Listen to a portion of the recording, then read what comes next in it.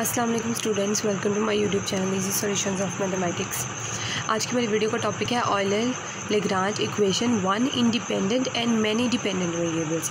यानी इसके अंदर पहले हमने सिंपल ऑयलर-लेग्रांज इक्वेशन पढ़ी थी जो हमने आगे एग्जांपल्स में बहुत ज़्यादा यूज़ भी की थी, लेकिन अब हम डिफरेंट तरह के ऑयलर-लेग्रांज इक्वेशंस पढ़ेंगे। अब इसके अंदर वन इंडिपेंडेंट है और मैनी डिपेंडेंट वेरिएबल्स हैं। तो इसके अंदर इंडिपेंडेंट ये हमने इसका फंक्शन बनेगा x is equal to x1 से x2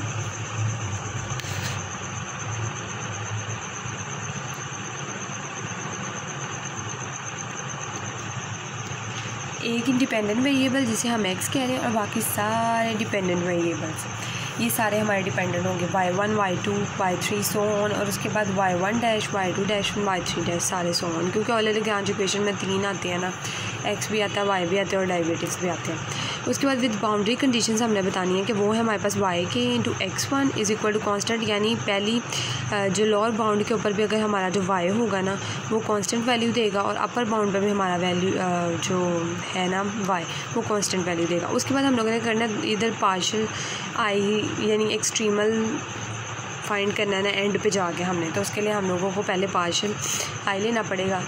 इसका वो हम लोग किस तरह से लेंगे कि x1 से x2 है, उसके बाद हम लोग डेरिवेटिव्स लेना स्टार्ट कर देंगे। इस पूरे फंक्शन का हम लोग जब with respect to x derivative लेंगे, जब किसी इंडिपेंडेंट वेरिएबल x के विद रिस्पेक्ट से डेरिवेटिव लेते हैं तो वो ज़ीरो होता है। यानी कि यहाँ पे हमारे पास partial f over partial x into partial x, ये चीज़ हमारे पास ज़ीरो है। इस फंक्शन का f का अगर हम with respect to x derivative लेंगे तो हमारे पास ज़ीरो आ जाएगा। तो ये चीज़ हमारे पास ज़ीरो है, इसलिए मैंने लिखी भी नहीं है। अगर आप लोग चाहें तो लिख के ज़ीरो कर लें, वरना डायरेक्ट ज़ीरो भी कर दें तो कोई इसमें है नहीं बात, क्योंकि जब भी डिपेंडेंट वेरिएबल की बात आएगी ना तो आप लोगों ने डायरेक्ट उसका डेरिवेटिव जब भी लेंगे वो ज़ीरो आएगा। उसके बाद हमारे पास जो डिपेंडेंट वेरिएबल थे x1 था, y1 था, सॉरी y2 था, y3, उसके रिस्पेक्ट से हम लोगों ने पार्शियल f ओवर इस पूरे f का with respect to y1 derivative, साथ ही हमने पार्शियल y1 को मल्टीप्लाई किया उसके साथ पूरे f का with respect to y2 derivative और साथ प्लस यहाँ तक हम लोग इस फॉर्म में लिखते हैं ना इसको। उसके बाद हम लोगों ने डेरिवेटिव्स वालों को भी इस तरह से लिख लेना है n तक, और ये अलग अलग ब्रैकेट्स पे हम लोगों ने पहले काम किया। हम लोगों ने पहले सारे वाइज पे काम किया, उसके बाद उनके डैशेस के ऊपर सारा काम करके dx कर दिया इसका। अब हमने और ये जो इस फॉर्म में हम लोगों ने लिखे इसे टोटल डिफरेंशियल भी कहते हैं। अब हमने नेक्स्ट स्टेप के अंदर सिंपल क्या करना है, हम लोगों ने इनको इकट्ठा कर लेना है, यानी हमने y1 और y1 डैश को इकट्ठा कर लेना है। उसके बाद हमने y2 और y2 डैश को, यानी उनके डेरिवेटिव्स को उनके साथ इकट्ठा करके हम लोगों ने अलग अलग ब्रैकेट्स में लिख लिया यहाँ पे सो ऑन करके, ये n के लिए। उसके बाद हम लोगों ने क्या किया कि हम लोग इस पूरे फंक्शन को यहाँ से लेके यहाँ तक ये जो इतना बन रहा है, ये पेयर ये पेयर ये पेयर, तो हम लोग इसको इस फॉर्म में लिख सकते हैं ना कि partial f over partial y के इंटू पार्शियल y के, यानी जो हम लोग बता देंगे कि हम लोग इसको इस जनरलाइज फॉर्म में लिख देंगे जहाँ पे हमारे पास जो k की वेरिएशन है वो 1 से लेकर n तक जा रही है। तो हम लोग इसको इकट्ठा करके, मतलब इस पूरी सीरीज़ को, ये जो इतनी बड़ी सीरीज़ बीच में सो ऑन भी आ रहा है, उसको हम लोग जब जॉइंट करके यानी इकट्ठा करके कंबाइन करके लिखें तो हम इस फॉर्म में लिख सकते हैं। और यहाँ पे k जो है हमारे पास वो 1 से लेकर n तक जा रहा है। उसके बाद हम लोग क्या करते हैं, अब ये हमारे पास पार्शियल आई आ गया ना, तो उसके बाद हम लोग क्या करते हैं, हम लोग सिंपल y को छोड़ देते हैं, उसको कुछ भी नहीं करते, लेकिन जो डेरिवेटिव वाला होता है ना हम उसके ऊपर इंटीग्रेशन बाय पार्ट्स अप्लाई करते हैं। तो हम लोगों ने ये वाला पार्ट उठा लेना है, इसके ऊपर x1 से x2 तक हमने वो इंटीग्रेशन अप्लाई कर देनी है। उसके बाद क्या है, हम लोग इसमें से इस वाली वैल्यू को लेंगे फर्स्ट, इसको लेंगे फर्स्ट, इसका पार्शियल, और इसको लेंगे सेकंड। तो फर्स्ट वैसे integration of second minus integration of second लेंगे, इसका डेरिवेटिव ख़त्म हो जाएगा जब इंटीग्रेशन ऑफ सेकंड है। उसके बाद derivative of first into dx।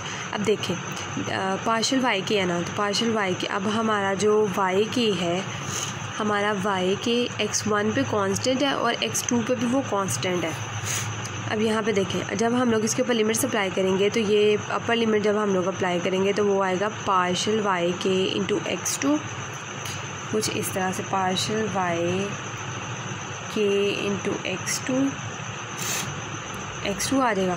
तो अब पार्शियल y के इंटू x2 हमारे पास क्या है, वाई के इंटू x1 जो है वो हमारे पास कांस्टेंट है, तो अगर हम इसके ऊपर पार्शियल अप्लाई कर दें तो कांस्टेंट हमारा 0 हो जाएगा, तो इसलिए ये वैल्यूज़ हमारे पास 0 है।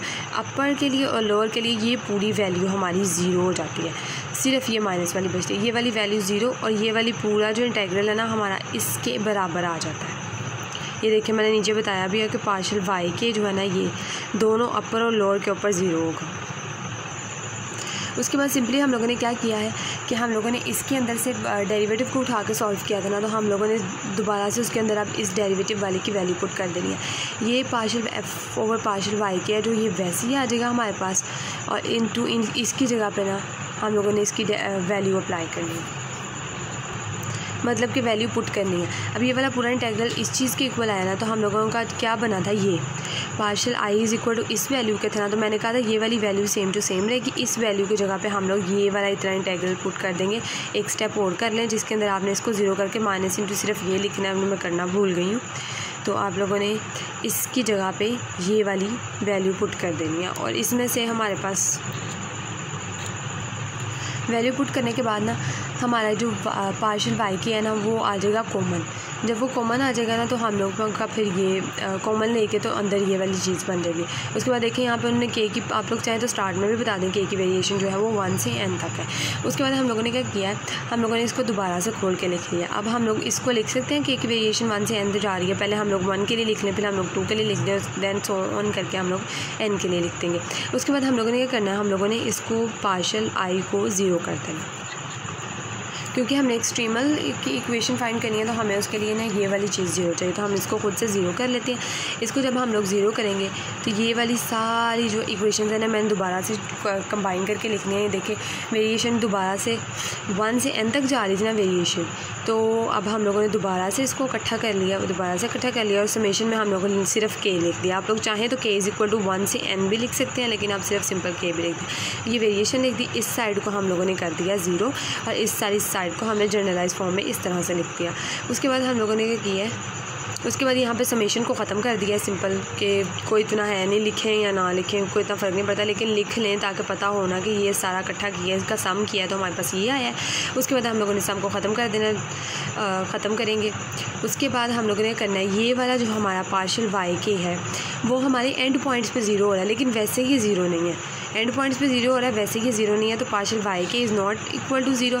सो by fundamental theorem of calculus of variation, जो मैंने आपको पहले भी वीडियो में करवाया हुआ है, कि उसके अकॉर्डिंग क्या होता है जब दो फंक्शंस जो है हमारे पास मल्टीप्लाई हो रहे हों और एक फंक्शन जो है वो हमारे पास